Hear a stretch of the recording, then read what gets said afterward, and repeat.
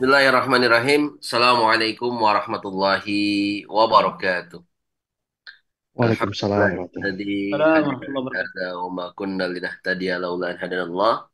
Asyhadu an la ilaha illallah wa asyhadu anna Muhammadan abduhu wa rasuluh. Allahumma salli ala sayyidina Muhammadin wa ala ali sayyidina Muhammad kama sallaita ala sayyidina Ibrahim wa ala ali sayyidina Ibrahim fil alamin innaka Hamidum Majid.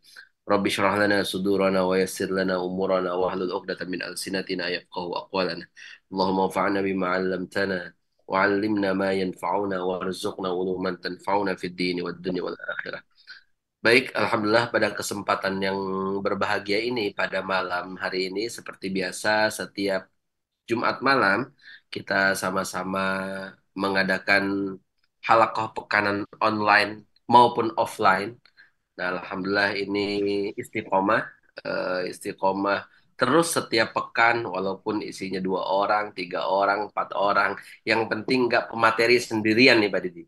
Kalau pemateri sendirian yang agak repot. Walaupun alhamdulillah teman-teman Eh, di Facebook Live Dompet Duafa Hong Kong ini juga tetap standby untuk mengikuti kajian kita setiap pekannya. Alhamdulillah kajian ini juga sudah berlangsung cukup lama kerjasama antara Dompet Duafa Hong Kong dengan IMA dan mudah-mudahan tetap istiqomah setiap pekannya tidak ada libur sama sekali. Jadi walaupun badai menerpa ini Typhoon 8 menerpa Hong Kong di 2 hari itu, tapi tetap kajian tetap berjalan. Nah, mungkin yang offline belum ya. bisa, yang online-nya tetap berjalan. Baik, kita mulai kajian halaqah kita pada pekan hari ini dengan sama-sama membaca umul kitab ala hadhihi niyyah wa likulli niyatin salihah ila hadratil Mustafa sallallahu alaihi wasallam syai'unillahi lana wa lakum al-Fatihah. A'udzu billahi minasyaitonir rajim. Bismillahirrahmanirrahim. Alhamdulillahi rabbil alamin arrahmanir rahim maliki yaumiddin. Iyyaka na'budu wa iyyaka nasta'in. Ihdinas siratal mustaqim. Siratal ladzina an'amta 'alaihim ghairil maghdubi 'alaihim waladdallin. Amin amin. Baik, Bapak Ibu yang dirahmati Allah Subhanahu wa taala, Pak Didi, Ustadz Muttaqin, Pak Apuh, dan teman-teman yang ada di Zoom maupun yang ada di live Facebook. Insya Allah pembahasan malam hari ini kita akan membahas halal and haram food in Islam. Mungkin ini juga sebuah penjelasan dari hadis Arba'in Nawawi, misalkan kalau misalkan tentang halal haram itu di nomor 6 kalau nggak salah ya. Benar ya Ustaz Nul ya? Innal halala bayyinun wal haramu bayyinun wa bainahuma umurun mutasyabihat. Nah, kalau nggak salah redaksi seperti itu. Insya Allah kita akan bahas pada malam hari ini dikupas tuntas oleh Ustadz Husnul Muttaqin insya Allah. Nanti silahkan teman-teman yang di live Facebook juga bisa juga mengajukan pertanyaannya maupun nanti teman-teman yang hadir di Zoom meeting juga bisa langsung bertanya langsung di kolom chat. Baik, kita serahkan sepenuhnya kepada Ustadz Husnul Muttaqin. Falyatafaddal mashkuran.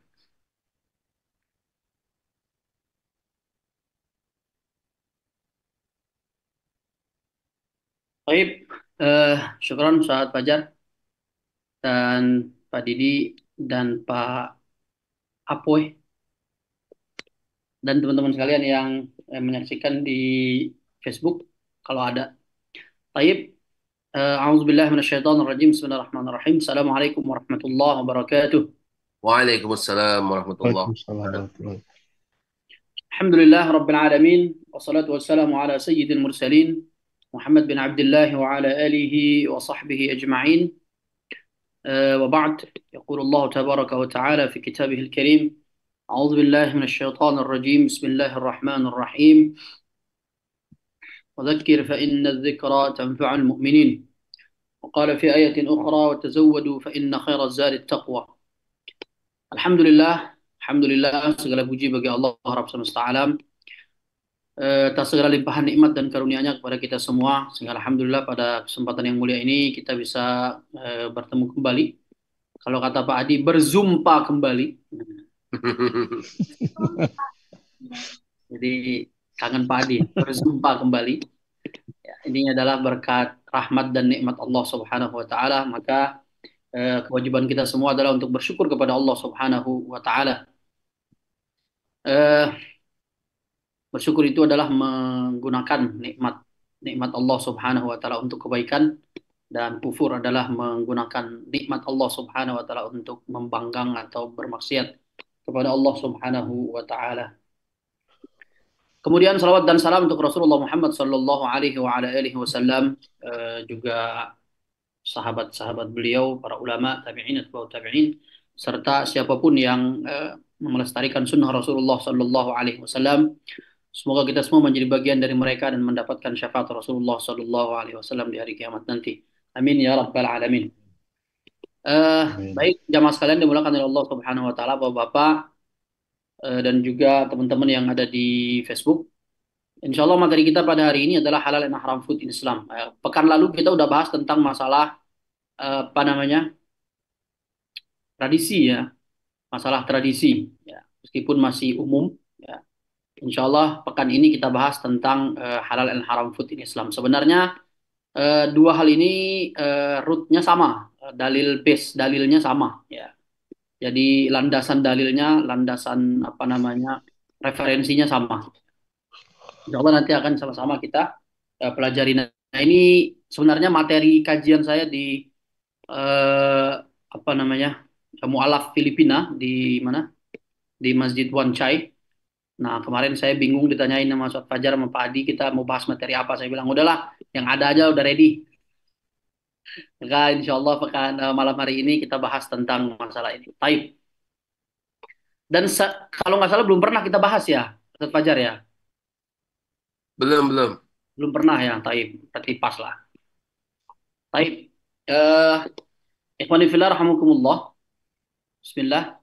Kita mulai dari hadis Rasulullah Sallallahu Alaihi Wasallam yang dibacakan oleh Ustaz Fajar tadi.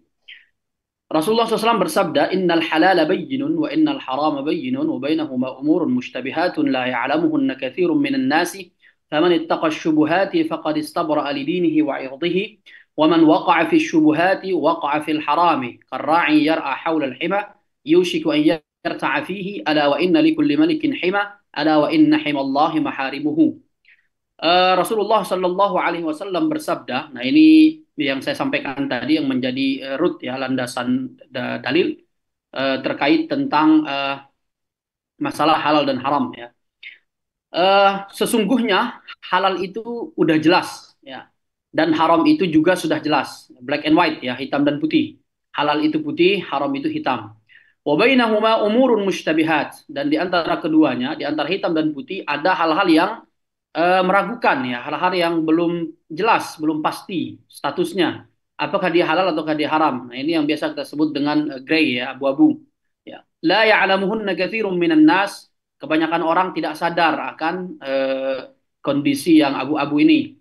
Faman ittaqa syubuhati, dan barang siapa yang menjaga dirinya dari hal-hal yang meragukan atau hal-hal yang abu-abu, faqad istabra'a lidinihi wa 'irdihi, maka sungguh dia telah menyelamatkan apa namanya, agamanya dan kehormatannya dan juga dirinya. Waman waqa'a fi syubuhati waqa'a fil haram. Barang siapa yang terjatuh atau terjerumus atau melakukan sesuatu yang apa namanya meragukan atau syubhat, waqa'a fil haram, maka sungguh dia telah masuk pada lingkungan keharaman. Artinya bahwasanya sesuatu yang syubhat atau sesuatu yang meragukan atau sesuatu yang abu-abu itu lebih dekat kepada wilayah hitam ya, lebih dekat kepada haram ya. Karra'i yar'a haulal hima, seperti seorang pengembala yang menggembala di tanahnya, tapi di sekeliling tanahnya itu ada tanah orang lain ya. Ada tanah orang lain yang tidak boleh dimasuki oleh dia atau oleh hewannya. Yushiku ayyar ta'afihi, dia takut apa nama, dia ragu-ragu dan takut apa namanya, agar tidak terjatuh atau terjerumus atau melewati ya tanah dia, kemudian masuk ke tanah, ke batas tanah orang lain. Ala wa inna likulli malikin hima, ketahuilah bahwasanya setiap raja, setiap penguasa, setiap pemangku jabatan itu punya hima ya, punya apa namanya, semacam aturan ya, aturan-aturan yang melarang rakyatnya atau orang lain. Ala wa inna himallahi maharimuhu, dan ketahuilah bahwasanya hukum-hukum Allah, larangan-larangan Allah itu adalah sesuatu yang diharamkan oleh Allah Subhanahu wa taala. Maka ini adalah hadis yang luar biasa yang berkaitan dengan halal dan haram. Ya, Rasulullah Shallallahu alaihi wasallam sudah menjelaskannya. Baik. Kemudian selanjutnya, jamaah sekalian dimulakan oleh Allah Subhanahu wa taala, apa itu halal dan haram ya. Ini mungkin kita semua udah tahu ya, tapi ini karena materinya basic buat teman-teman mualaf jadi ini ya. Jadi halal dan haram itu jelas ya. Halal itu adalah sesuatu yang diperbolehkan, kemudian haram itu adalah sesuatu yang dilarang ya. Kemudian apabila seseorang melakukan sesuatu yang halal, maka dia akan mendapatkan pahala dari Allah Subhanahu wa taala. Kemudian orang yang melakukan sesuatu yang dilarang oleh Allah, yang diharamkan oleh Allah Subhanahu wa taala, maka dia akan mendapatkan dosa atau mendapatkan siksa, ganjaran berupa siksa di akhirat nanti. Kemudian selanjutnya ini ya, sama aja ya. Kemudian ini poin pentingnya di sini, the scope of halal. Jadi halal haram itu apa namanya lingkupnya itu adalah selain ibadah ya. Jadi selain ibadah itu maka masuk pada kategori halal dan haram ya.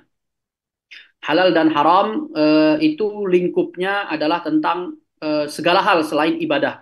Misalkan pekan lalu kita sudah bahas masalah adat istiadat ya. Jadi itu juga masuk pada kategori hukum halal dan haram. Kemudian makanan dan minuman atau segala hal yang yang bisa dimiliki atau sesuatu yang bisa di apa namanya di ya dimiliki ya kira-kira gitu, dibeli kira-kira gitu ya. Kemudian yang ketiga adalah perbuatan ya. Semua perbuatan selain ibadah ya seperti misalnya apa namanya muamalah ya. Muamalah jual beli itu juga masuk pada kategori halal dan haram. Jadi skop halal dan haram itu selain ibadah. Nah, selain ibadah itu kita kategorikan menjadi tiga. Yang pertama adalah adat istiadat, yang kedua adalah makanan dan minuman, pakaian ya atau sesuatu yang harta lah yang dimiliki oleh seseorang. Kemudian yang ketiga adalah muamalah ya atau interaksi antara satu orang dengan yang lainnya ya. Maka ini adalah skop halal dan haram ya. Dikategorikan menjadi tiga ya. Saya ulangi, skop halal dan haram itu ada tiga. Yang pertama adalah adat istiadat, yang kedua adalah makanan minuman atau sesuatu atau harta atau sesuatu yang bisa dimiliki konsumsi. Kemudian yang ketiga adalah interaksi ya antar sesama atau kita sebut dengan muamalah yang mungkin masuk di dalamnya juga tentang masalah perbankan ya, perbankan ya kira-kira begitu. Nah ini skopnya atau ruang lingkup pembahasan halal dan haram. Sementara kalau masalah ibadah, nah itu sudah masuk pada kategori wajib dan tidak wajib ya. Kemudian makruh dan seterusnya mungkin suatu saat akan kita bahas. Nah, teman-teman sekalian dimulakan oleh Allah Subhanahu wa taala. Selanjutnya, tadi kita sudah bahas tentang halal dan haram ya, jelas ya. Halal itu adalah sesuatu yang dihalalkan oleh Allah Subhanahu wa taala baik melalui firman Allah yaitu Al-Qur'an ataupun melalui hadis Rasulullah Shallallahu alaihi wasallam.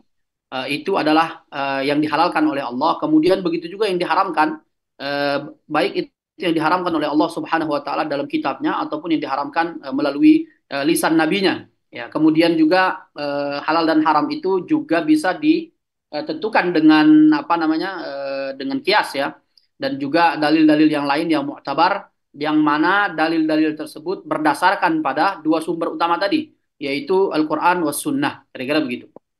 Itu adalah halal dan haram. Sementara syubhat ya syubhat itu sesuatu yang meragukan yang nggak jelas ya. Nah ini syubhat ini dia lebih ke apa namanya nisbi itu apa bahasa Indonesianya Ustaz Fajar nisbi Relatif. relatif ya. Relativitas. Nah syubhat ini kadang dia bisa relatif ya. Jadi ada orang yang sebenarnya sesuatu itu sudah jelas haram ya, tapi karena dia tidak punya pengetahuan sehingga bagi dia masuk pada kategori syubhat gitu kira-kira begitu. Jadi dia ragu-ragu ya. Nah ini kadang berbeda ya, kadang berbeda antara satu orang dengan orang yang lainnya. Ya meskipun dalilnya sudah jelas haram, tapi karena dia nggak punya pengetahuan, maka bagi dia saat itu masuk pada kategori syubhat. Sehingga apa yang harus dia lakukan jika dia menemukan state di mana dia berada pada kondisi syubhat, ya sesuatu itu syubhat, maka jelas hadisnya tadi ya di sini ya kita diperintahkan untuk meninggalkan yang syubhat. Kenapa? Karena syubhat itu lebih dekat kepada keharaman, lebih dekat kepada wilayah hitam, kira-kira begitu. Dan bahkan kita diingatkan di sini ya, waman waqa'a fi syubuhati waqa'a fil haram.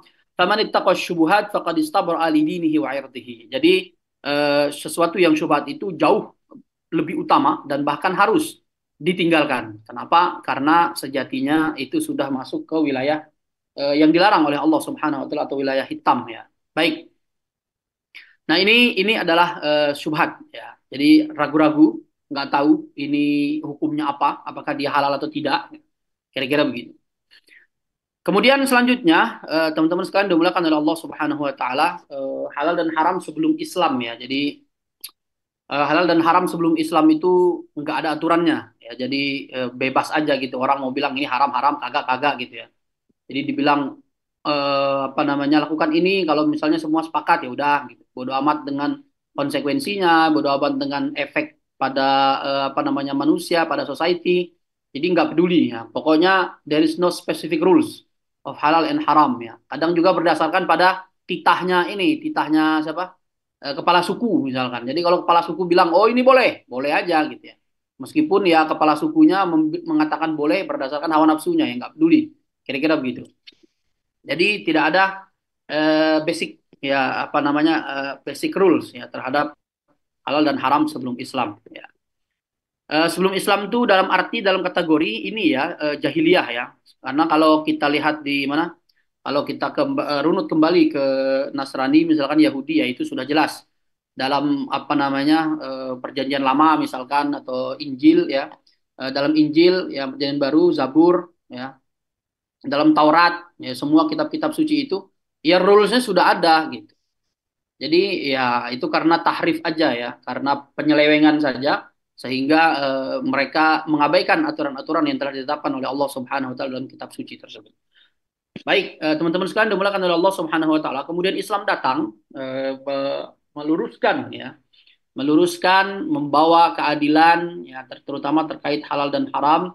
Itu Islam menjunjung tinggi kehormatan ya terutama terkait masalah lima hal ya, lima hal yang menjadi tujuan dasar syariat Islam ditetapkan, yaitu menjaga agama, kemudian menjaga nyawa, menjaga otak, menjaga akal, menjaga keturunan dan menjaga harta.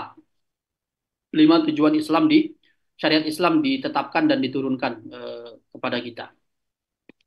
Kemudian jamaah sekalian dimulakan oleh Allah Subhanahu wa taala.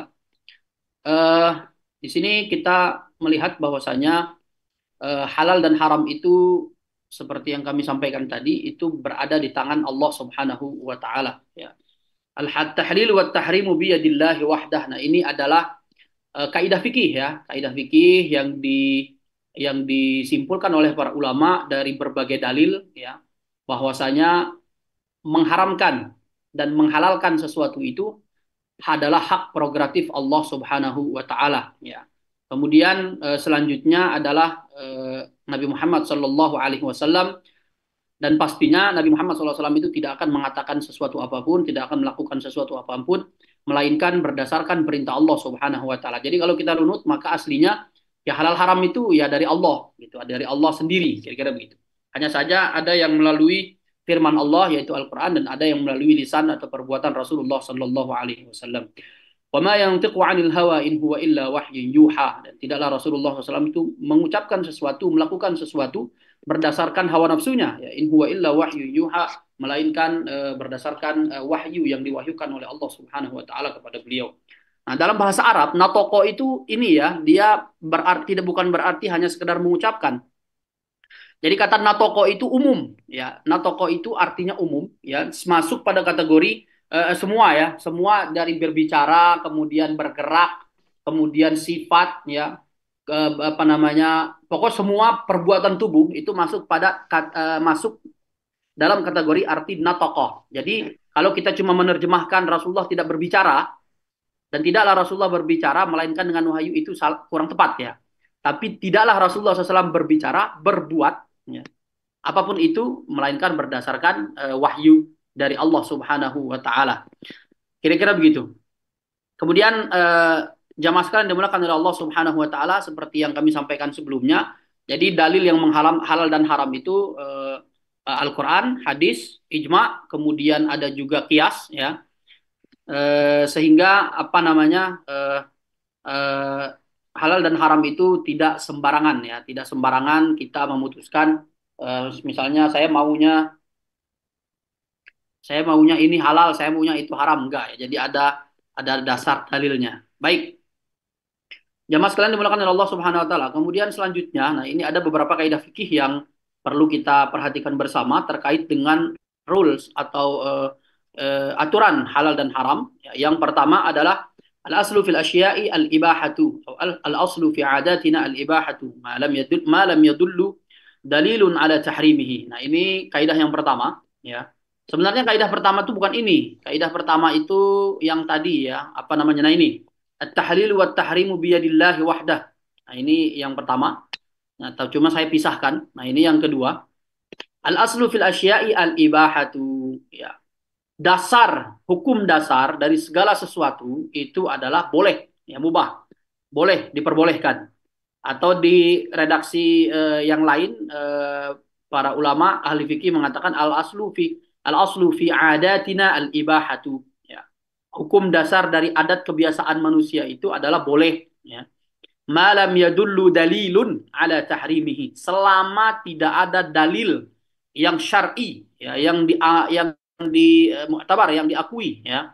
Selama tidak ada dalil yang diakui yang menunjukkan bahwasanya hal tersebut haram atau yang menyatakan bahwasanya hal tersebut haram. Maka berdasarkan dalil ini muncullah tiga pembagian tadi yang saya sampaikan, yaitu scope, ya, scope of halal and haram, ya. Jadi scope halal dan haram itu based on berdasarkan pada dalil ini, ya, bukan dalil apa namanya, berdasarkan pada kaidah fikih yang ini, ya, dalil juga sih. Dan kaidah fikih ini itu bukan muncul begitu saja, tapi para ulama usul fikih mengekstrak, ya, mengekstrak kaidah ini dari berbagai dalil yang cukup banyak, ya.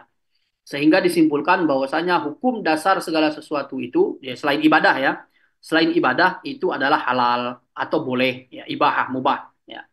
Nah, skopnya tadi selain ibadah itu yang pertama adalah adat istiadat, yang kedua adalah harta, ya, makanan, minuman, pakaian, ya, tanah, rumah dan lain sebagainya.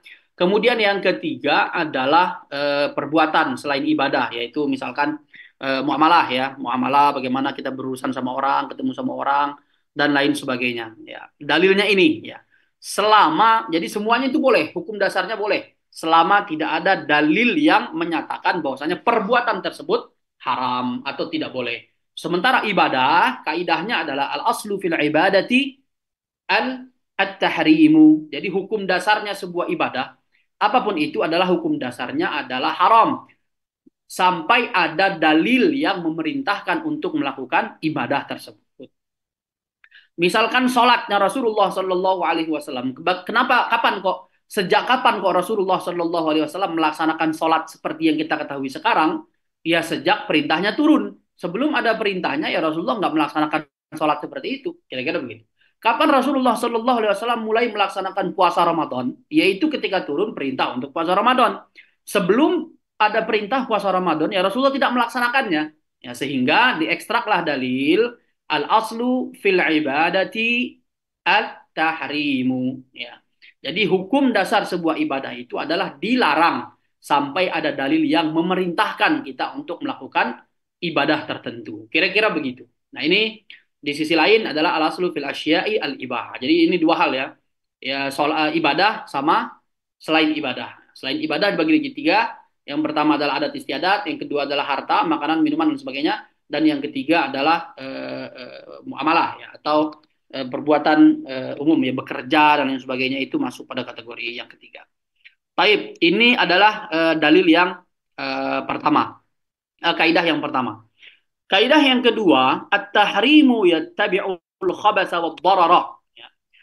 Jadi pengharaman itu dia mengikuti atau berdasarkan pada al-khabas wad-darar. Ya, khabas wad-darar itu kotor dan juga berbahaya, ya, atau bahaya, ya, asas bahaya, dan kotor atau menjijikkan, ya.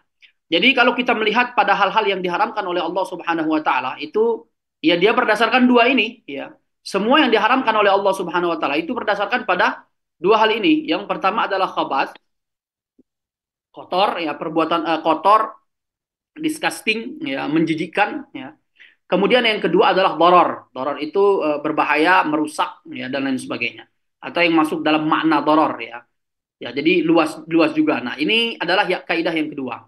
Jadi sehingga apabila ada sesuatu yang kotor atau menjijikkan, kemudian ada sesuatu yang berbahaya dan bisa menyakitkan atau bisa merusak, ya, diri kita dan lain sebagainya, maka itu masuk pada kategori yang diharamkan. Ya, silahkan diperhatikan, ya, segala sesuatu yang diharamkan oleh Allah itu tidak lepas dari dua unsur ini, ya.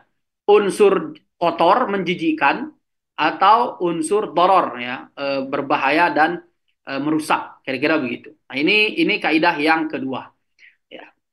Sehingga kotor dan berbahaya itu bisa menjadi sebab, ya, sesuatu itu diharamkan, kira-kira begitu. Kemudian yang ketiga adalah ma'adda ilal harami haramun. Segala sesuatu yang menghantarkan kepada sesuatu yang haram itu dia berubah hukumnya menjadi haram juga. Ya.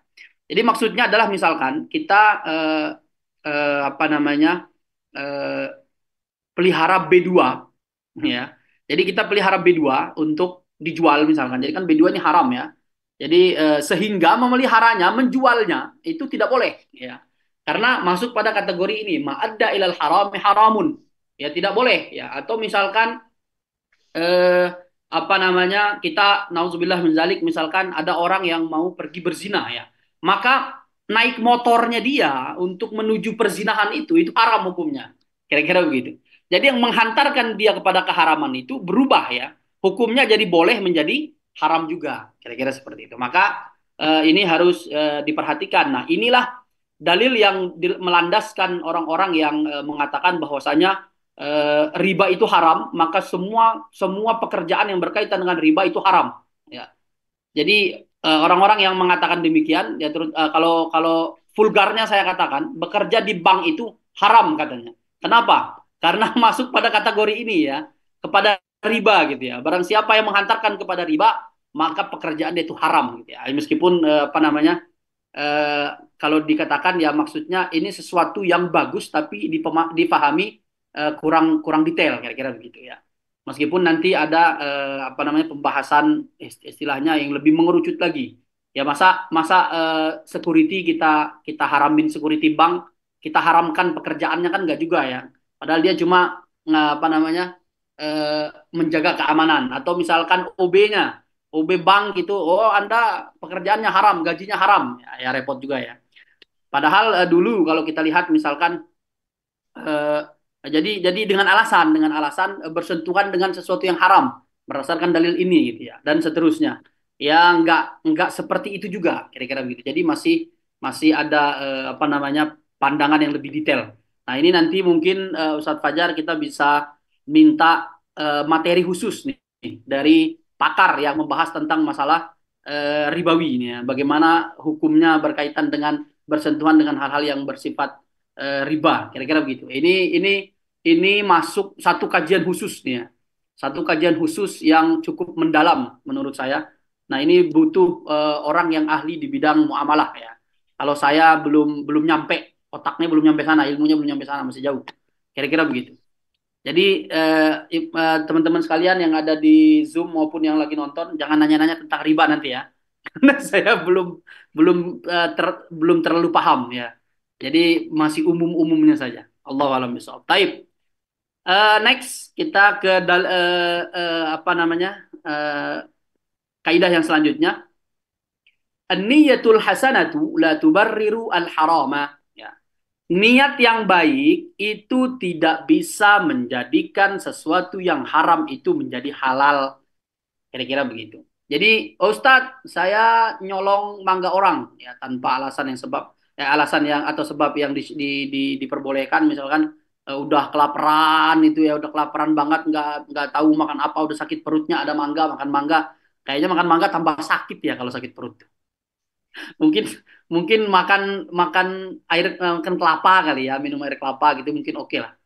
Nah, niat yang bagus, Ustadz saya mencuri misalkan dengan niat mau bersedekah ya, padahal dia punya uang dan lain sebagainya.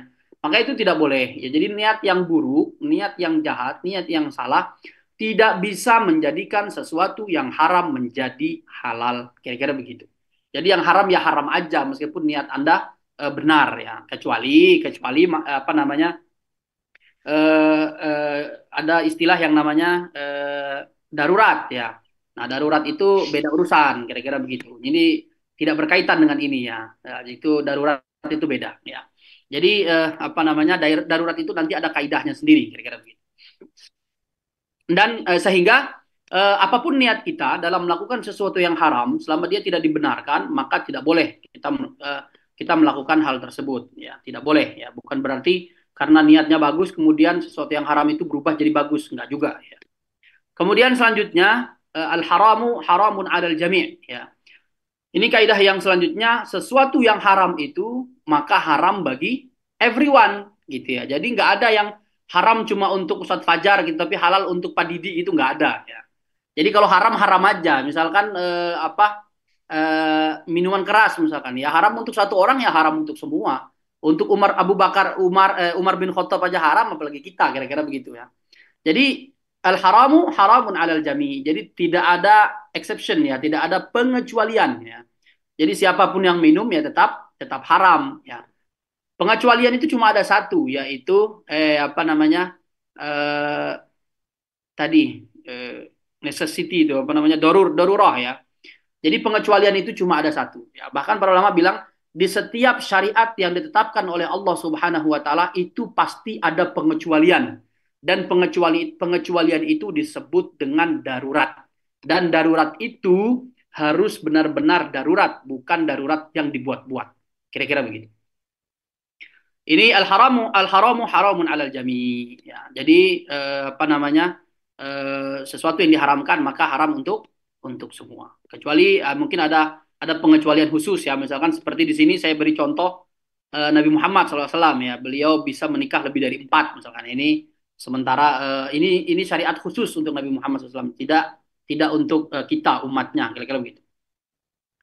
Kemudian oh ini masih ada yang kurang ya. Ada kaidah yang miss kayaknya. Kayaknya yang mana ini yang belum yang kelewat ya. Ada satu yang kurang.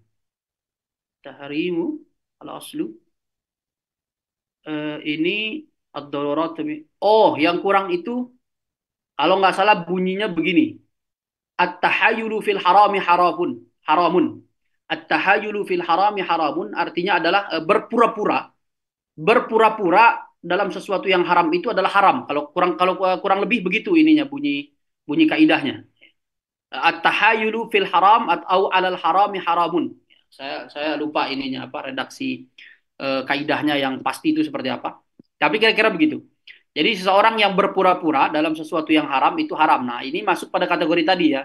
Jadi pura-pura misalkan pura-pura tidak tahu bahwasanya minuman keras itu haram ya, tetap aja ya enggak, bahkan berpura-puranya itu pun haram, kira-kira begitu. Jadi tidak ada celah untuk bermain-main ya. Kemudian yang terakhir ini adalah ad-daruratu tubihul mahzurat ya, necessity ya, sesuatu yang darurat itu membolehkan sesuatu yang dilarang ya. Jadi sesuatu yang haram itu bisa berubah jadi halal dengan kondisi darurat ya, yang benar-benar darurat ya. Jadi kategori daruratnya itu benar-benar darurat ya, bukan darurat yang dibuat-buat, kira-kira begitu.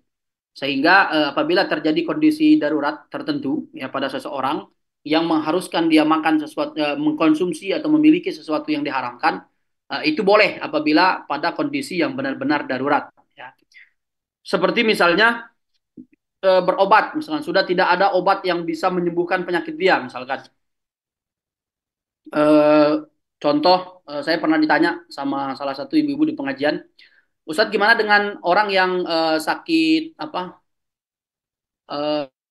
gatal-gatal katanya. Jadi sakit gatal-gatal itu udah nyoba obat dokter katanya, obat apotik nggak sembuh-sembuh Ustadz katanya. Akhirnya sama suaminya disuruh makan daging anjing sama daging daging apa satu lagi, daging biawak apa kalau nggak salah. Pokoknya disuruh makan sate nih, makan sate katanya. Oh ini bukan biawak, apa namanya tokek ya. Nih makan sate katanya. Jadi makan aja sama istri sama beliau yang bertanya gitu. Ternyata sembuh Pak Ustadz. Tapi saya nggak dikasih tahu katanya. Saya dikasih tahunya nanti setelah selesai. Itu daging apa sih? Dikasih tahu daging B1 ya kalau saya nyebutnya anjing ya. Daging B1 dan daging toke katanya.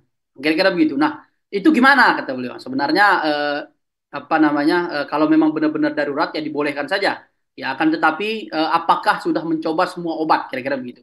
Atau misalkan dia nggak punya duit untuk beli obat, ya mungkin ini masuk pada kategori darurat dan sudah parah misalkan alergi atau gatalnya.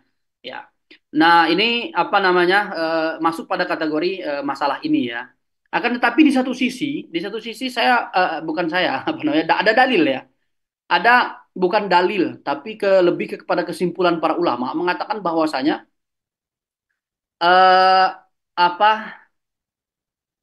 tidak ada obat dalam keharaman apa kalau nggak salah saya lupa redaksi ininya bahwasanya apa namanya bahwasanya sesuatu yang haram itu tidak akan bisa menjadi obat dalam kata lain bahwasanya obat itu Allah menciptakan obat itu semuanya halal kira-kira begitulah Allah alam saya juga lupa mungkin Ustadz Fajar nanti bisa bantu ya terkait masalah ini. Saya lupa-lupa ingat ya. Nah ini kaidah yang terakhir ya ad-daruratu tubihul mahzurat ya kondisi darurat membolehkan eh, kita untuk mengambil atau mengkonsumsi atau memiliki sesuatu yang diharamkan ya tapi kondisinya benar-benar darurat kira-kira begitu. Baik, jamaah sekalian dimulakan oleh Allah Subhanahu wa taala. Ini adalah landasan kaidah-kaidah dasar yang menjadi landasan dalam masalah halal dan haram dan ini kaidah ini disimpulkan dari berbagai macam dalil ya, baik itu dari ayat Al-Qur'an maupun As-Sunnah ya. Jadi sehingga kemudian para ulama menyimpulkan kaidah-kaidah ini. Kira-kira begitu. Baik, kemudian selanjutnya jamaah sekalian dimulakan oleh Allah Subhanahu wa taala. Ini ada ma ahallallahu fi kitabihi fahuwa halalun wa ma harrama fahuwa haramun. Nah, ini sabda Rasulullah sallallahu alaihi wasallam. Nah, ini kita mulai spesifik ya terhadap makanan haram dan sesuatu yang makanan haram dan makanan yang halal ya. Ma ahallallahu fi kitabihi fahuwa halalun wa ma harrama fahuwa haramun wa ma sakata anhu fahuwa afwun faqbalu minallahi afiyatahu fa innallaha lam yakun liyansa syai'an. Ma halallahu fi kitabih huwa halal. Segala sesuatu yang dihalalkan oleh Allah dalam kitabnya, dalam Al-Quran, maka dia hukumnya halal. Wa ma harrama fahuwa haramun. Dan segala sesuatu yang diharamkan oleh Allah dalam kitabnya, dalam Al-Quran, maka dia haram. Wa ma sakata anhu fahuwa afun. Dan segala yang didiamkan oleh Allah dalam arti tidak ada dalil yang spesifik yang membahas hal tersebut, maka dia adalah afun atau bisa disebut dengan dimaafkan lah dalam arti boleh ya artinya tidak masuk pada kategori haram kira-kira begitu. Faqbalu minallahi afiyatahu maka ambillah terimalah apa namanya pengampunan dari Allah Subhanahu wa taala fa innallaha lam yakun liyansa syai'an karena sesungguhnya Allah Subhanahu wa taala tidak mungkin lupa akan sesuatu. Jadi maksudnya adalah bahwasanya hukum halal haram itu sudah jelas ya. Hukum halal haram itu sudah jelas dan tidak mungkin Allah subhanahu dan wa ma sakata anhu fahuwa af dan ada hal-hal yang Allah tidak sebutkan secara spesifik dalilnya apakah dia halal atau haram maka itu dimaafkan dalam arti boleh dilakukan kalau memang harus kira-kira begitu karena Allah itu tidak mungkin lupa jadi nggak mungkin oh kayak kita manusia misalkan buat undang-undang ya ada revisi ada amandemen dan seterusnya itu banyak sekali. Sementara setelah Rasul apa namanya al-yauma akmaltu lakum dinakum wa atmamtu alaikum ni'mati wa raditu lakum al-islam dinan. Ya Allah Subhanahu wa taala sudah menyempurnakan syariatnya. Kira-kira begitu. Sehingga teman-teman sekalian dimulakan oleh Allah Subhanahu wa taala hukum halal dan haram itu jelas ya. Adapun masalah syubhat itu kembali kepada kondisi masing-masing ya ada orang-orang yang memang belum mengerti hukumnya sehingga bagi dia syubhat maka bagi dia lebih baik untuk meninggalkannya ya harus ditinggalkan karena kalau dia melakukan takutnya dia nggak tahu itu hukumnya haram nah, dia terjerumus ke dalam sesuatu yang diharamkan oleh Allah Subhanahu wa taala. Baik, kemudian selanjutnya kita punya Allah Subhanahu wa taala menganugerahkan kepada kita sesuatu yang halal itu cukup ya. Pokoknya cukup lah ya. Jadi yang halal itu cukup sehingga sebenarnya kita tidak perlu gitu makan sesuatu yang haram tuh nggak perlu. Ngapain kita capek-capek pergi nangkap biawak yang makan makan bangke gitu ya. Nangkap biawak yang makan kotoran ya. Sementara kita punya apa namanya belut misalkan ada lele gitu ya dan seterusnya. Nah, ngapain ada daging kambing gitu ya, kemudian ada daging sapi.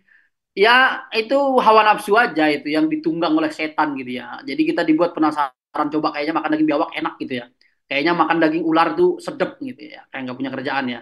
Jadi kita punya cukup makanan yang halal daripada yang haram. Bahkan ibu sekalian, jamaah sekalian ini melakukan Allah Subhanahu wa taala. Bahkan Allah Subhanahu wa taala menjadikan eh, apa namanya yang haram itu sempit ya dalam arti sedikit gitu ya sesuatu yang haram itu sedikit sebenarnya ya jadi kalau kita ini jadi kalau ada orang bosen makan ayam terus bosen makan enggak juga ya padahal masih banyak misalkan belum ngerasain apa namanya daging onta misalkan nah ini Pak Didi udah sering makan daging onta Pak Didi ya oh nggak pernah Ustadz Fajar udah Pernah, belum pernah, tapi nggak sering. oh pernah tapi nggak sering enak nggak Pak Ya, saya sendiri belum pernah alhamdulillah, selagi halal, pintar masaknya pasti enak. Insya Allah. Nah, banyak ya yang belum kita coba gitu ya. Jadi banyak apa namanya sesuatu yang halal yang semuanya cukup lah. Insya Allah cukup bagi kita tanpa harus melirik ke sesuatu yang diharamkan oleh Allah Subhanahu Wa Taala.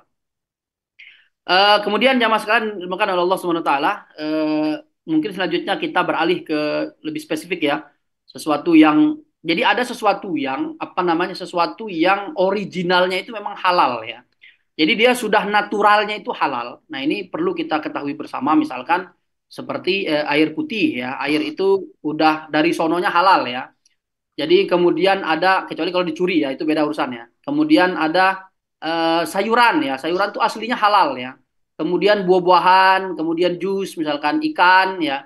Kemudian ada hewan laut ya. Al-bahru tahuru ma'uhu tahiru ma'uhu atau tahiru ma'ihi Allah alam ya saya lupa redaksi hadisnya wahillu maitatihi jadi air laut itu apa namanya airnya itu suci dan juga apa namanya hewannya Mayitnya suci. mayit bangkai bangkai Bangkainya. dari hewan laut itu halal kira-kira begitu. Kemudian di sini ada belalang ya, belalang juga boleh apa namanya halal ya. Kemudian binatang misalkan sapi dan segala jenisnya, kerbau, kemudian kambing segala jenisnya. Kemudian apa namanya? Ini faul itu apa, Pak? Oh, saya lupa ini. Faul itu unggas. Unggas ya. Oh iya benar. Unggas dengan segala jenisnya ya, beberapa burung, unta, kuda, sapi apa ini? Kok sapi lagi? Deer itu rusa Rusa. ya, rusa. Benar. Eh, Jadi kecuali banyak. kecuali donkey, kecuali donkey Kalau itu apa? dangki haram. Keledai, kedelai, Karena itu keledai. diharamkan oleh Allah oleh Rasulullah SAW jelas ya. Nah ini banyak ya, banyak yang diharamkan yang dihalalkan oleh Allah Subhanahu Wa Taala. Meskipun ini binatang-binatang ini juga terikat ya, terikat halal dan haramnya dengan proses penyembelihan. Nah ini juga perlu diperhatikan ya. Kemudian misalkan ikan ya, terus belalang ini juga terikat dengan kelayakan ya dalam arti apakah dia sudah busuk atau menjijikan atau tidak, kira-kira begitu. Selama itu masih bagus, boleh dikonsumsi. Selama sudah kalau sudah jijik kemudian malah mendatangkan penyakit maka itu haram masuk ke kategori apa namanya kaidah tadi ya at-tahrimu yattabi'uhu al-khabas wal darar ya bahwasanya ya sesuatu yang haram itu apa namanya diikuti atau berdasarkan pada sesuatu yang kotor ya kotor busuk menjijikkan kemudian eh, eh, merusak ya atau eh, berakibat buruk pada kita. Kemudian jadi apa namanya para ulama mengatakan bahwasanya sebenarnya kalau kita mau belajar masalah hal dan haram itu eh, dikatakan cukup mempelajari yang haramnya saja kan. Jadi kalau mau bahas masalah halal haram itu cukup mempelajari yang haramnya saja.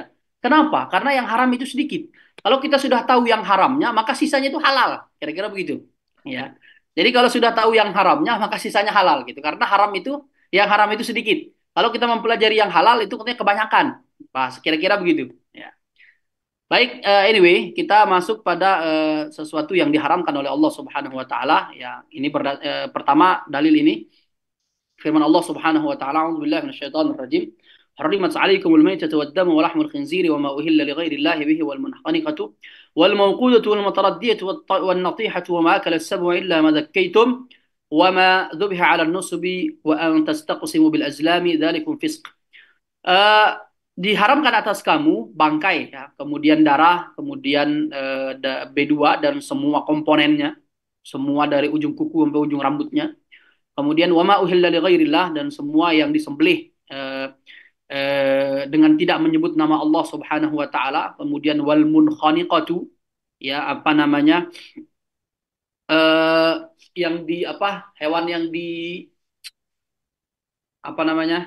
Bahasa Indonesianya itu strangled, lehernya di apa? Cekik. Dicekik, diikat gitu ya, di pokoknya gitulah ya. Kemudian wal mauqudah, kemudian yang dipukul, dibunuh ya dengan cara dihantam. Mungkin kalau zaman sekarang kita lihat ya, hewan itu dipukul di mana? Di bagian sininya dengan apa itu ya? Mungkin benda yang berat dan keras, pop mati gitu ya. Nah, itu haram.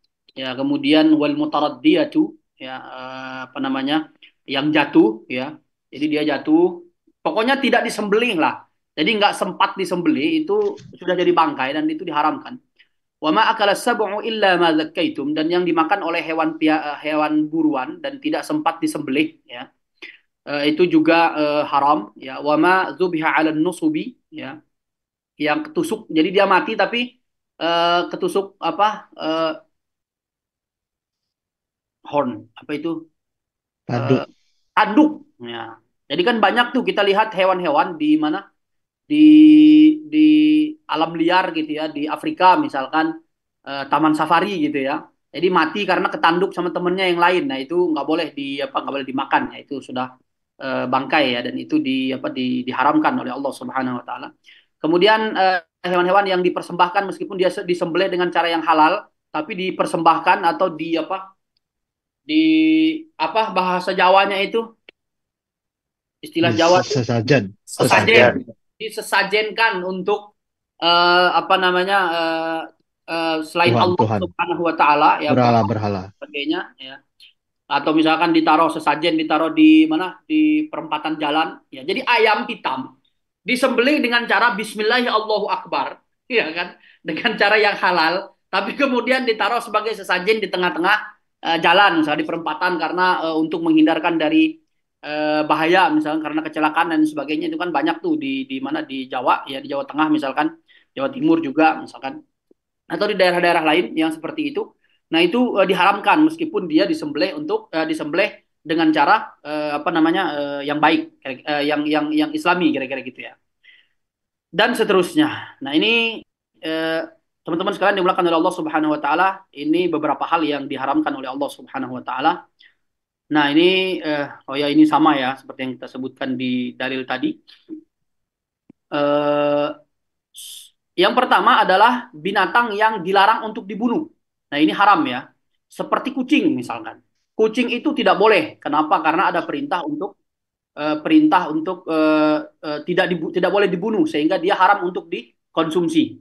Kemudian misalkan ada katak ya. Katak itu nggak boleh ya. Itu haram ya. Para ulama sepakat bahwasanya katak itu haram. Di satu sisi mungkin para ulama berkesimpulan bahwasanya itu adalah binatang dua alam. Kemudian meskipun demikian, meskipun katak itu diharamkan, para ulama membolehkan untuk pengembangbiakan katanya. Kembang biak misalkan contoh untuk menggemburkan tanah, bahasanya gitu. Atau untuk apalah, Allahu alam ya. Jadi pokoknya bukan bukan pengembangbiakan untuk dikonsumsi ya. Tapi untuk kebutuhan yang lain ya, yang memberikan manfaat kepada manusia tapi bukan untuk dikonsumsi, maka itu diperbolehkan. Allahu alam bisawab. Kemudian ada hewan yang yang diharuskan untuk dibunuh, ya itu juga nggak boleh dikonsumsi. Seperti misalkan apa namanya cicak, ya cicak ya meskipun Allah alam katanya sih hadisnya doif ya. Allah alam bisawab. Apakah ada redaksi yang lain yang mungkin dimaksud doif? Tapi setahu saya hadis cicak itu sahih ya. Nggak tahu kalau dari jalur lain. Kemudian ada juga hewan-hewan yang dilarang untuk dibunuh seperti dilarang, yang diharuskan untuk dibunuh ya seperti hewan beracun, kemudian hewan-hewan berbahaya yaitu jengking gitu ya nggak boleh ya. Kemudian apa ular, ya, apalagi itu yang beracun dan lain sebagainya. Ya. Kemudian yang ketiga adalah oh ini yang berkuku itu di mana? Oh ini di sini. Ya nanti ada ya, nanti kayaknya ada di belakang sini. Kemudian disgusting ya, disgusting tuh menjijikkan. Nah ini juga nggak boleh ya, apalagi kalau udah busuk. Relatif tapi. Ya ini relatif betul ya. Contoh misalkan seperti orang Kalimantan makan apa, tembiluk ya kalau nggak salah namanya. Nah itu kan apa cacing yang keluar dari apa Wah, kayu kayu yang terendam di dalam air. Jadi dia itu kayak bolong-bolong kayaknya. Nah itu ada tembiluk. Nah itu mereka bisa langsung makan mentah gitu ya. Nanti mungkin silahkan bisa searching masing-masing. Nah itu menurut orang Kalimantan, ya, saya nggak tahu apakah semua Kalimantan, tapi kemarin ada mahasiswa yang di sini katanya dia nggak tahu tembiluk itu apa.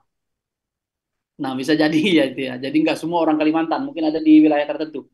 Nah menurut mereka nggak jijik, sementara kita menjijikkan sekali sehingga bagi kita nggak boleh ya, bagi mereka ya boleh saja. Gitu. Kemudian selama itu tidak beracun. Kemudian yang selanjutnya adalah dead animals ya. Tadi sudah kita bahas ya yang tidak disembelih, yang mati tidak disembelih. Kemudian mohon izin sebentar, 20 detik. Saya mau menyalakan AC karena panas.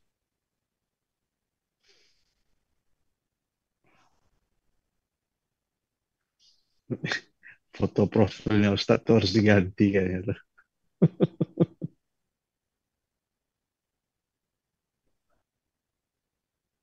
Gimana Pak? Foto profilnya kayak ada orang nyengir gitu, harus diganti. Oh, foto itu foto waktu kuliah. Sahib, itu foto saya Pak, waktu kuliah dulu di mana Oh di iya, iya. dingin. Sahib, selanjutnya mana tadi? Nah, ini yang disembelih tanpa mengucapkan bismillah ya atau tidak sesuai dengan prosesi yang disyariatkan oleh Allah Subhanahu wa taala. Kemudian nah ini all animals with claws ya, semua binatang yang memiliki apa? Cakar ya. Kemudian apa namanya? Ini apa? Taring ya. Jadi terutama mereka berburu dengan itu. Nah, itu seperti misalkan harimau, harimau, kemudian singa, kemudian apa macan tutul dan sejenisnya itulah. Hyena, Burung elang itu masuk. burung elang, betul, burung elang. Kemudian owl, owl itu juga dia punya apa? Eh, owl itu apa? Burung hantu. Hantu. Itu juga nggak boleh. Kemudian selanjutnya adalah amphibian animals, ya naturally. Nah ini binatang yang hidup di dua dua alam ya. Nah contoh misal meskipun ya ada sebagian para ulama berbeda pendapat. Sebenarnya binatang yang hidup di dua alam itu apa saja sih? Misalkan kalau buaya semua sepakat lah. Ya kemudian kalau ini apa namanya? Contoh misalkan yang paling masyhur itu apa? Crab, kepiting. Ya, jadi eh, ulama Hanafi mengatakan bahwasanya kepiting itu haram ya karena dia hidup di dua dua dua alam katanya. Sementara di mazhab yang lain, mayoritas mazhab yang lain mengatakan bahwasanya kepiting itu halal ya. Tapi bukan kepiting yang beracun ya. Kepiting misalnya kepiting laut itu boleh ya. Boleh dimakan ya. Itu kalau diharamkan repot kita ya. Kita Indonesia Bukan ya Pak. bukannya di Hanafi bukan karena dua alam, karena menjijikkan. Enggak Pak, bukan. Karena dua alam. Jadi jadi crab itu katanya dua alam, bukan menjijikan. Karena dua alam menurut mereka dia natural memang dua alam. Menurut mazhab Hanafi, kira-kira gitu. Padahal kalau sebenarnya setahu saya crab yang laut itu kalau misalkan atau yang sungai yang di mana yang bakau itu dia kalau dibiarkan di wilayah yang nggak ada airnya dia mati. Artinya memang dia naturalnya di air. Sementara buaya misalkan kalau kita lepas aja di darat gitu ya tanpa air ya dia hidup-hidup aja gitu nggak ada masalah ya. sama dengan biawak misalkan atau komodo ya kira-kira begitu. Kalau komodo ini kan dia juga apa? Itu eh, binatang darat yang suka mandi gitu. ya apa namanya? eh, Saliva air liurnya itu ya, air liurnya itu masya Allah ya. Subhanallah ya apa namanya kuasa Allah dibuat racun bukan racun apa namanya bakterinya itu ya bakterinya itu bisa membunuh ya komodo ya komodo itu kan saudara tengah antara biawak dengan buaya itu ada komodo di tengah-tengah ya kemudian ada sea animals nah ini maksudnya adalah para ulama mengatakan bahwasanya binatang laut ya, jadi kan dalilnya semua isi laut itu boleh dimakan. Kemudian para ulama menyimpulkan bahwasanya ada binatang laut yang nggak boleh dimakan. Apa itu? Yaitu binatang laut yang dia itu ada di darat dan dia di darat itu diharamkan. Seperti anjing misalkan. Anjing itu haram di darat. Sehingga anjing laut diharamkan juga. Kemudian begitu juga dengan ular. Ya, ular laut. Mungkin ada yang pernah lihat ular laut. Saya pernah lihat videonya itu. Ular laut yang cukup langka, warnanya agak apa? eh, Kayak coklat-coklat abu-abu burik gitu putih gitu ya silver gitu nah itu katanya itu sangat sangat beracun ya eh kemudian apa namanya ini ada sea crocs ya ini apa namanya buaya ya buaya kan ada yang hidup di air laut tuh ada juga yang hidup di air tawar misalkan atau di darat gitu ya nah ini juga diharamkan jadi yang diharamkan di darat maka diharamkan di laut juga sisanya boleh. Ada yang nanya tuh misalkan penguin hukumnya apa Ustadz? Penguin itu cute and halal. Tapi mau ngapain jauh-jauh makan penguin ya? Ada apa? Ada bebek di sini ada bebek halal di mana? Di itu tuh belakangnya Masjid Ammar tuh ya di Wancai. Itu enak banget ya. Kemudian nah ini tadi ya strangled animal yang di mana yang binatang yang dicekik yang di Oke. itu ya. Kemudian yang dipukul sampai mati. Kemudian yang jatuh. Kemudian yang tertusuk horn tanduk. Kemudian yang dimakan oleh binatang buas tapi nggak disembelih ya mati juga ya. Kemudian binatang yang dimakan oleh hewan buruan tapi tidak disembelih. Misalkan kita berburu pakai ada yang berburu pakai anjing misalkan kemudian digigit sama anjing kemudian nggak sempat disembelih maka itu tidak boleh ya. Kemudian eh, binatang yang dibunuh dengan shooting, nembak ya, atau memanah ya, atau any form of hunting ya, berburu ya, tanpa bukan pakai binatang maksudnya, baik itu pakai tombak, misalnya lempar pisau, panah ya, kemudian eh, yang sejenis lah, tanpa mengucapkan Bismillah sebelum menembak maka dia masuk pada kategori tidak boleh dikonsumsi ya. Tapi kalau ketika ditembak misalkan lupa baca bismillah, tapi dia masih hidup, ada sempat, ada waktu untuk nyembelih sebelum dia mati gitu ya, maka itu boleh. Kemudian binatang yang dipersembahkan untuk selain Allah ya, maka ini juga haram. Kemudian selanjutnya pig apa babi ya dengan segala B2 dengan segala komponen tubuhnya itu semuanya haram. Kemudian ini dangki ya, dangki itu apa? Eh, apa tadi kok lupa? Keledai. Keledai, ya. Keledai sama mule. Nah, ini mule ini eh, hybrid animal ya, breed from a donkey and horse. Jadi dia mule itu adalah keledai yang hasil pernikahan dari pernikahan, perkawinan, perkawinan breeding ya dari donkey sama kuda. Nah, itu mule. Saya lupa bahasa Arabnya ada ya. Nah, itu diharamkan oleh Rasulullah SAW. Sama donkey umum ya. Nah, ini juga diharamkan. Jadi bukan berarti karena sudah bercampur gen apa namanya ininya dengan kuda kemudian setengah halal setengah haram gitu enggak ya, tetap haram ya. Kemudian selanjutnya adalah dogs ya ini ya. Ini sebab diharamkannya misalkan kucing kemudian ini sudah tadi ya. Kemudian yang punya apa cakar, kemudian ini apa cakar, kemudian ini apa taring, Ah, kemudian ya bukan taring, taji. taji. Ya, oh ya taji benar. Taji dan taring, Pak. Enggak, kalau claw artinya cakar, talons artinya taji. Oh, talents ya. Ya, Kalau fangs ini ya apa? ya nggak, ya kalau burung nggak mungkin punya taring deh Yang burung. ini animal with fangs. Ya, ya, benar, benar, benar. Kemudian seals, sea dogs. Nah, ini anjing laut ya. Cuma di apa di only in Hanafi mazhab. Nah, ini saya mention khusus ya. Kemudian beavers, jadi juga crocodiles and all of its kind. Lizards. Nah, ini apa namanya? Lizards apa? Kadal ya. Ini kadal itu tidak ada dalil yang jelas, yang spesifik mengatakan bahwasanya kadal itu haram. Sehingga mayoritas para ulama mengatakan bahwasanya kadal itu masuk pada kategori yang dimasukkan ke dalam menjijikan atau tidak, kira-kira begitu. Jadi kadal itu masuk pada kategori menjijikan atau tidak. Ya, sementara eh, apa namanya monitor lizard itu kan ini ya, apa namanya kayak biawak gitu ya. Nah itu kalau biawak kan jelas dia makan bangkai itu eh, penyakit kotor dan lain sebagainya, kemudian hidup di dua alam.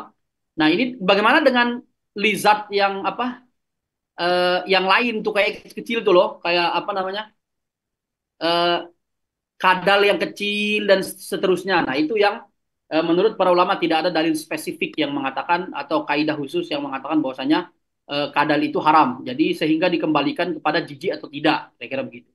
Adapun eh, apa kadal gurun ya dob, nah itu jelas ya itu adalah sesuatu yang didiamkan oleh Rasulullah SAW dan Rasulullah SAW di redaksi hadisnya bahkan ditanya apakah ini haram, salah satu redaksi hadis yang lain, apakah ini haram ya Rasulullah, tidak katanya, tidak, tapi beliau nggak mau makan, kira gitu.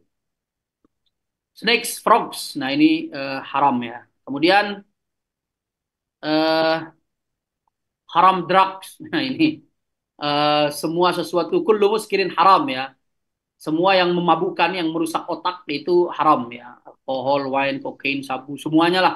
Saya nggak bisa nyebutin jenisnya ya. Silakan teman-teman menyebutkan. Kemudian ini ya haram food. So ini dua kali sebut. Wine, blood, ya alkohol, semuanya ini haram ya. Kemudian teman-teman sekalian dimulakan oleh Allah Subhanahu Wa Taala, kita juga perlu perhatikan makanan-makanan yang kemungkinan akan tercampur dengan sesuatu yang haram. Nah itu juga perlu kita perhatikan seperti roti, misalnya roti itu kan bisa bisa masuk ya, haramnya bisa masuk lewat apa? Misalkan lewat apa namanya minyak atau misalkan apa yang dioles di atasnya itu margarin misalkan. Itu kan bisa jadi haramnya itu masuk lewat situ, lewat situ. Kemudian minuman misalkan ada yang dicampur dengan wine, ya itu bisa juga ya. Jadi semua makanan dan minuman yang tercampur dengan sesuatu yang haram itu menjadi haram, maka tidak boleh digunakan. Kira-kira begitu. Mungkin demikian yang bisa kami sampaikan. Lebih kurangnya mohon maaf. Mungkin selanjutnya kita ngobrol, diskusi, tanya jawab. Silahkan. Ya, atau mungkin ada teman-teman yang mau menambahkan. Ustaz Fajar, Pak Didi, dan seterusnya. Dipersilahkan. Baik, demikian. Wa akhiru da'wana alhamdulillah rabbil alamin. Selanjutnya, monggo kita serahkan kepada moderator. Ustaz Fajar. Fadal. Baik. Terima kasih Ustaz Husnul Mutakin atas penjabarannya. Alhamdulillah. Detail, jelas, insya Allah. Kita tutup dulu mungkin Ustaz Husnul buat teman-teman yang ada di live Facebook. Nanti biar Siap. diskusi eh, meluas nanti di Zoom. Baik, teman-teman sekalian dimulakan oleh Allah Subhanahu wa taala yang di Facebook. Allah Subhanahu wa taala sudah mencukupkan bagi kita sesuatu yang halal, maka kita harus orang beriman itu harus merasa cukup ya dengan yang dihalalkan oleh Allah Subhanahu wa taala dan harus menahan diri dari sesuatu yang diharamkan oleh Allah Subhanahu wa taala. Ya, sebenarnya ini juga kembali kepada iman ya. Kembali kepada iman kita, imanlah yang akan membuat kita menjaga diri dari sesuatu yang diharamkan oleh Allah Subhanahu wa taala dan iman juga yang akan membuat kita memilih yang dihalalkan oleh Allah Subhanahu wa taala dan menjaga diri. Maka mari sama-sama kita menjaga diri agar iman kita tetap stabil. Semoga Allah Subhanahu wa taala tetap menganugerahkan kepada kita iman yang kuat dan kokoh dan mewafatkan kita dalam keadaan beriman dan memilih hal-hal yang dihalalkan oleh Allah Subhanahu wa taala dan kita merasa cukup dengan yang halal tersebut. Baik, sekian, terima kasih. Assalamualaikum warahmatullahi wabarakatuh. Waalaikumsalam warahmatullahi wabarakatuh. Alhamdulillahirabbil alamin.